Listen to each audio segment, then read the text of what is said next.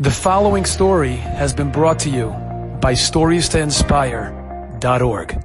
I was hired for Shvius to be the chazan in a hotel upstate. So Erev Shvius, we got into the car and we started heading out.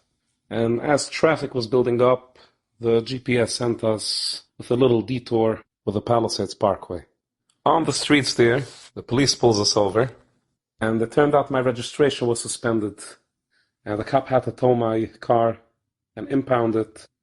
We were sitting for a while trying to get the cop to let us go, but nothing helped, and he had to tow it, and we emptied the car, and we were standing, myself with my wife and our kids, a little infant and other little kids, with all our packages standing on the street, and we tried calling Chaverim, we tried calling Uber, we tried calling Lyft, and Chaverim couldn't help us, and the Ubers were canceling. And it started getting close to Yom Tov. And we started feeling like, okay, Hashem, everything is in your hands. Our Hishtadlus is not producing any results. It's not in our hands. Our koyach is not doing the job. As we're starting like to give up and just like Hashem, do whatever you can do, a beautiful car comes down the ramp across us and pulls up to us and asks, do you guys need any help? So I said, no, not really. Didn't see how this guy could help us. He was coming from the opposite direction. He wasn't heading upstate. I was hoping a Jewish car is going to pass by and we're going to maybe will have place for us. But this guy's coming from the opposite direction. I said, no, not really. We need to get upstate. And the guy looks at us and he says, you guys need to get upstate. It was late. It was already 6:25 in the afternoon. And the guy says, get into my car, take my car and drive and just get there for Yom Tov. And I looked at him and I was like what? You're giving me your car? It wasn't just a junk car. This was a beautiful car. And he says, you have to get there for Yom Tov. Just take my car and go. And I asked him, should I give you money? Should I give you, like a mashma, what can I give you? Well, take a picture of my license. And the guy said, I don't want anything. You're Jewish, you're a Jew, and just go, just get there for Yom Tov, and after Yom Tov we'll talk, and you'll bring me back the car. I was looking at my wife was looking at me. We were like what's going on? And we were just like, okay, we don't have a choice. And I just went and I took the car, and Baruch Hashem, we got there on time for Yom Tov. Thanks to this generous, believing Jew, Rachamim. I arrived at the hotel and I was telling people what happened, and everybody I told the story was just amazed. Sephardish Jew from Englewood, New Jersey, so a Hasidish guy, stranded. He didn't even think, he didn't even ask for anything, he wasn't afraid. Just take my car. Like, who does that? Who does that? There truly are no words besides Mika Amchu Yisrael. And I thank Hashem, not just for helping us get there on time, but for his galus and the connection. And when I brought back the car to Rachamim after Yom Tov, after Shvius, we stood outside and we just started singing Mu Shiv Lashem, to thank Hashem. And he wanted to thank Hashem for the opportunity, and I wanted to thank Hashem. Anyways, this week, when I came back to New Jersey to redeem my car, I brought along a little gift for Rachamim and his family, a Havdullah set, because I said, you showed us the Havdul, the difference between Yisroel U'amin. Who other than a Jew would do such a thing? When you turned for us what seemed to be choshech into oir, by giving us your car and helping us get from choil to the kodesh of the Yom Tov Shvius. I'm not a speaker. I'm a singer. I'm a chazan about tefillah. But Rachamim asked me to speak, to bring out a message of gratitude. And I owe Rachamim gratitude.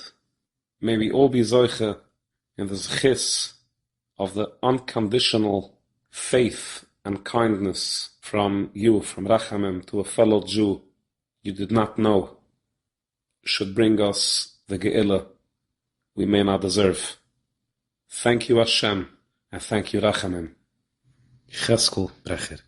Last Thursday afternoon, I leave work exceptionally late, and I'm stuck on the FDR getting home. As I come to the ramp to go onto the GW bridge, I see a couple of cars stopped, and I see a certain group of Jews that are stuck, and I'm saying to myself, oh, should I pull over? No. And I'm fighting the battle that I've had all my life, that a certain group create and trigger this emotional, toxic imbalance in me. And I say, you know what? Someone else is going to take care of them. And I drive past and feeling so guilty, but yet I'm saying, no, I'm justified. And I'm really late now getting home. And I get on the Palisade Parkway, exit ramp 1 to get home. And again, wow, I see a Hasidic man, a wife, and several children, and a police car standing off of the ramp, literally like a movie, like homeless people. And I said, gotta do something about this. This is crazy. It's Erev Shavuot. It's 6:30 in the afternoon. So I pull up to the guy. He can't see that I'm Jewish. My kippah is small and probably can't look that forward. So I said, what's going on?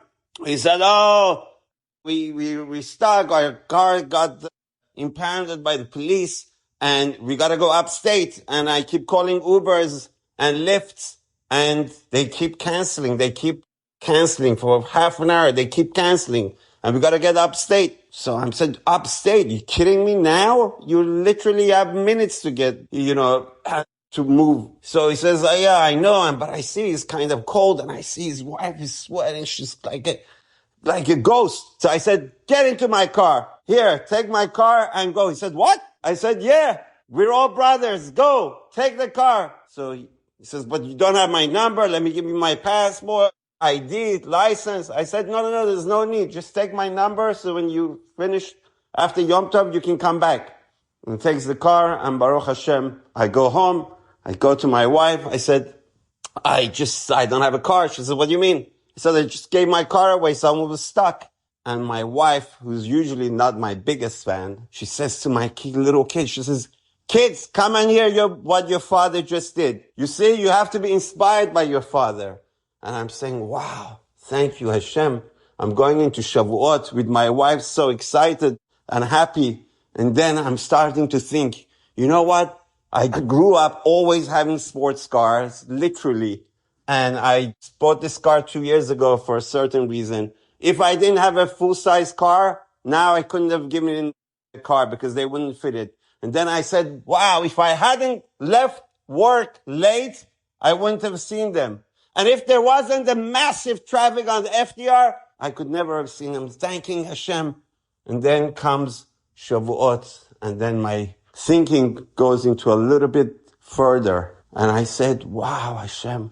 Not only are you letting me experience the experience of receiving Torah, which we're supposed to do every Shavuot, but you allowed me, HaKadosh Baruch Hu, to emulate you in your highest form, which is kindness. There's only one thing higher than Torah, and that's kindness. And you, Hashem, made me feel like a co-creator by giving me this kindness. So thank you, Hashem. We gotta keep internalizing every step and fight our battles. My battle has been and is of Ahavat Israel, loving other Jews. This was the greatest gift, and I say thank you to Hashem. Enjoyed this story? Come again. Bring a friend. StoriesToInspire.org